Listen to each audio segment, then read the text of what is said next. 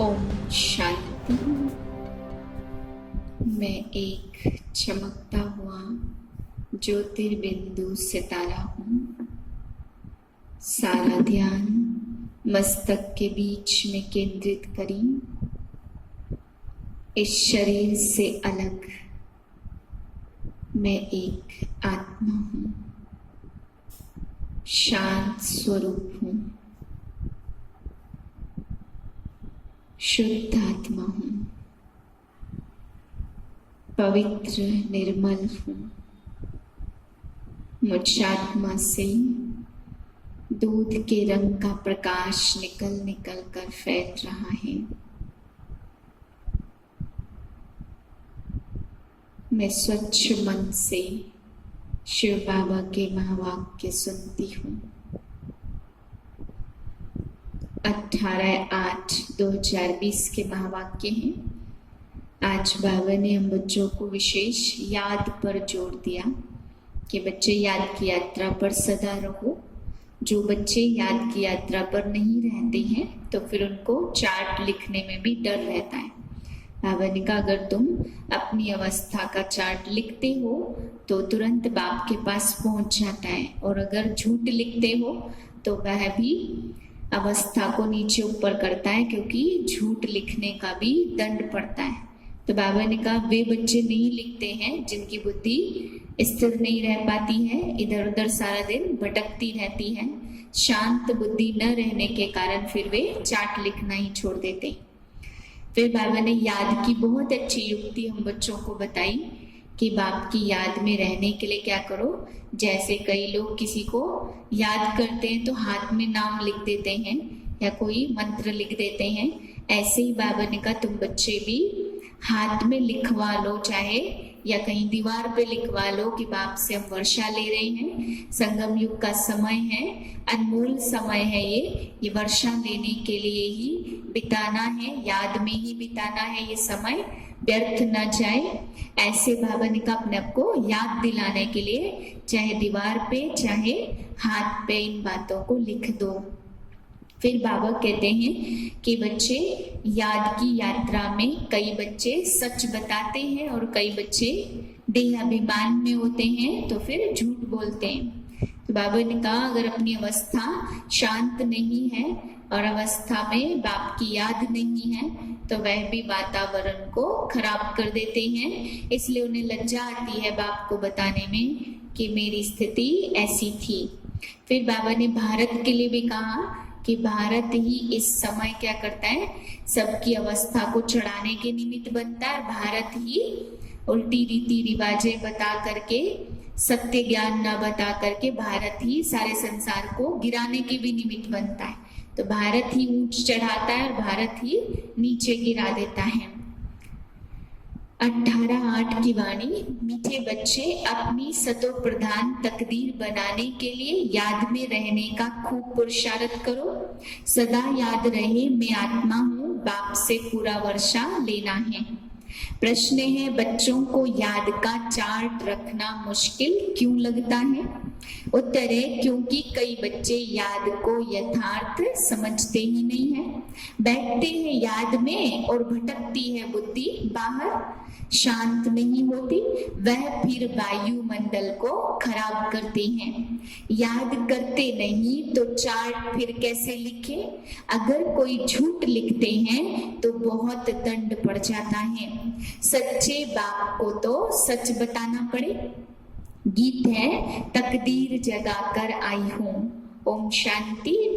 रूहानी बच्चों को फिर भी रूहानी बाप रोज रोज समझाते हैं कि जितना हो सके आत्माभिमानी बनो, अपने को आत्मा निश्चय करो और बाप को याद करो, क्योंकि तुम जानते हो हम उस बेहद के बाप से बेहद सुख की तकदीर बनाने आए हैं।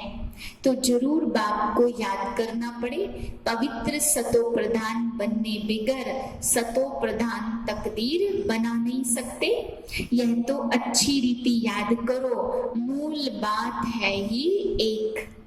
यह तो अपने पास लिख दो कि हम बाप से वर्षा ले रहे हैं। तुम समझने से सौभाग्यशाली तो क्या पदम भाग्यशाली बनते हो। बाप को न याद जानने के कारण, याद न करने के कारण कंगाल बन पड़े हैं। एक ही बाप है जो सदैव जीवन को सुखी बनाने आई हैं। भारत ही रेस्पॉन्सिबल है अपने को गिराने और सबको गिराने का। बाप कहते मैं ही यहाँ आकर सचखंड बनाता हूँ। ऐसा स्वर्ग बनाने वाले की कितनी ग्लानि कर दी है। भूल गए हैं, लिखा भी है यदा यदा ही धर्मस्य ग्लानिर्भवति भारत। शिव जयंती मनाते परंतु जानते नहीं तो उसका कदर बिल्कुल भी नहीं है। बाप समझाते बाप ही सबसे ऊंच है। यहाँ हद की लंका की बात नहीं है, यह तो बेहद की लंका है। हार जीत की कहानी सारे भारत की ही है, बाकी सब तो बाई प्लाट हैं। भारत में ही डबल सिरताज और भारत में ही सिंगल ताज बनते हैं।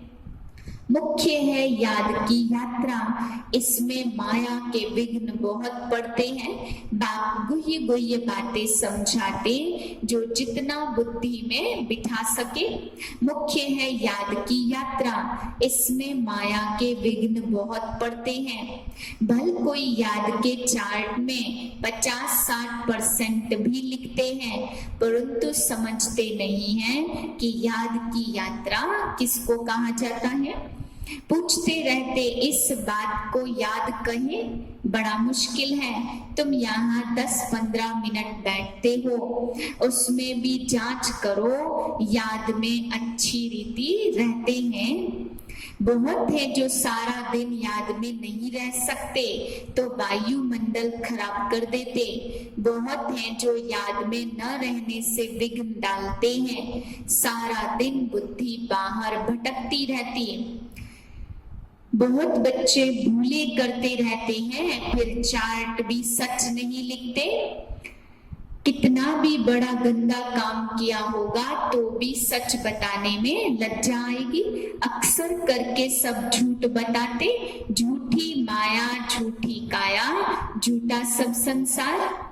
बाप सेमिनार करते हैं तो पूछते हैं बच्चे अपनी अपनी राय दो। राय तो कोई भी दे सकते हैं, ऐसे नहीं कि जिनके नाम है उनको ही देनी है। हमारा नाम नहीं है, हम कैसे देवे। नहीं, कोई को भी सर्विस अर्थ कोई राय हो, एडवाइस हो तो लिखकर बाप को दे सकते हैं। बाप कहते कोई भी राय आए तो लिखना चाहिए। बाबा इस युक्ति से सेवा बहुत बढ़ सकती है।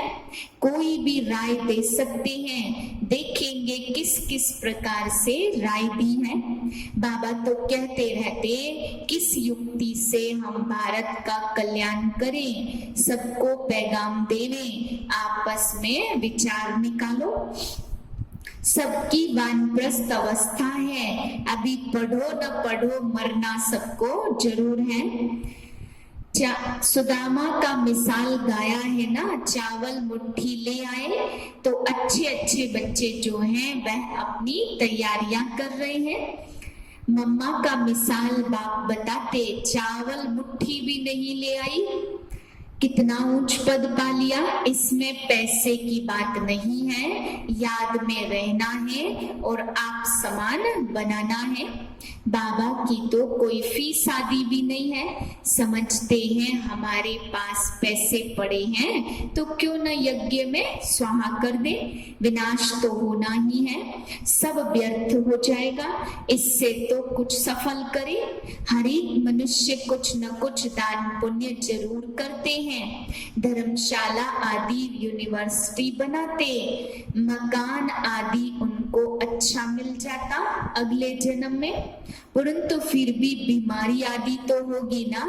यहाँ तो एक चीज में सफल करने से सब कुछ प्राप्ति हो जाती है। तुम बनते हो पावन, तो सब पैसे पावन बनाने में लगाना अच्छा है ना।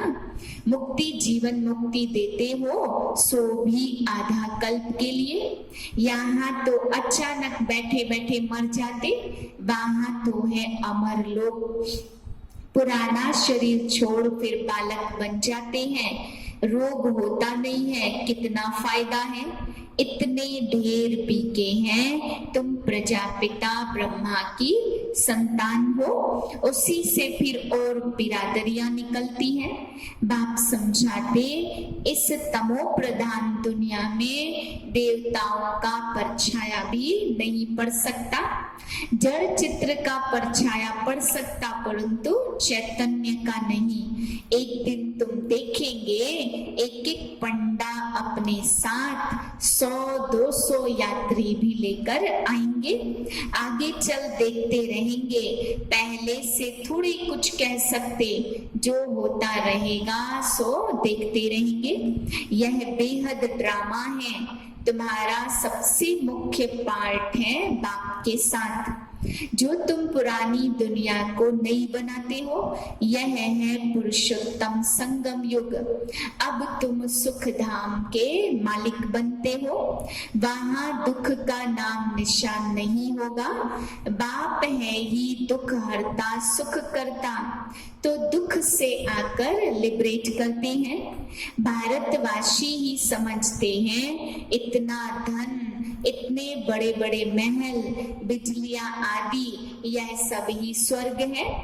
यह सब है माया का पंप। सुख के लिए साधन बहुत करते हैं, बड़े बड़े महल मकान बनाते, फिर मौत देखो कैसे अचानक हो जाता। यह सब माया का पंप है, अनेक मते हैं। तुम कितना सुख पाते हो, उसके लिए कितना पुरुषार्थ करना चाहिए।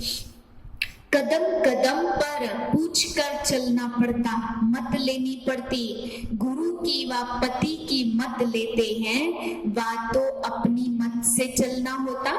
आशुरी मत क्या काम देगी, आशुरी तरफ ही धकेलेगी ना। अब तुमको मिलती ईश्वरी मत, ऊंचते ऊंच, इसलिए गाया भी हुआ है श्रीमत भगवानुवाच। उस हेवन के तुम मालिक बनते हो, इसलिए तुम्हें हर कदम पर श्रीमत लेनी है। परंतु किसकी तकदीर में नहीं है, तो फिर मत पर चलते ही नहीं है। बाबा ने समझाया, किसको भी अपना कुछ अक्ल हो, राय हो, तो बाबा को भेज देवे। बाबा जानते कौन कौन बच्चे राय देने लायक हैं। नए नए बच्चे निकलते रहते हैं, बाबा तो जानते हैं ना कौन से बच्चे अच्छे अच्छे हैं। दुकानदारों को भी राय निकालनी चाहिए, ऐसे यत्न करे जो बाप का परिचय मिले। दुकान में भी सबको याद कराते रहे। भारत में जब सतयुग था तो एक धर्म था, इसमें नाराज होने की बात ही नहीं है। सबका एक बाप है। बाप कहते मामेकम याद करो तो तुम्हारे विकर्म विनाश होंगे, स्वर्ग के मालिक बन जाएंगे। अच्छा, मीठे मीठे सिकिलधे बच्चों प्रति माता पिता बाप दादा का याद प्यार, गुड मॉर्निंग। रूहानी बाप की रूहानी बच्चों को नमस्ते। हम रूहानी बच्चों की रूहानी बाप को नमस्ते। धारणा के लिए मुख्य सार है, पहले पॉइंट, श्रीमत पर चलकर सारे विश्व को स्वर्ग बनाने की सेवा करनी है। बहुतों को आप समान बनाना है। आशुरी मत से अपनी संभाल करनी है। दूसरी पॉइंट है, याद की मेहनत से आत्मा को सतो प्रधान बनाना है। सुदामा मिसल जो भी चावल मुट्ठी है, वह सब सफल कर अपनी सर्व कामनाएं सिद्ध करनी है। वरदान है, परीक्षाओं और समस्याओं में मुरझाने के बजाय मनोरंजन का अनुभव करने वाले सदा विजयी भव।